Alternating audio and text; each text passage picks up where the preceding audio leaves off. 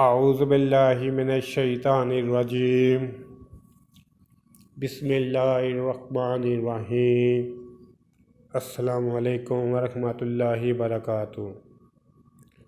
حضرت مولانا محمد یونس صاحب پالن پوری دامت برکاتہم کی ایک اہم نصیحت: دنیا کا سب سے اہم مقصد غموں کا دور ہونا ہے اور آخرت کا سب سے اہم مقصد گناہوں کا معاف ہونا ہے۔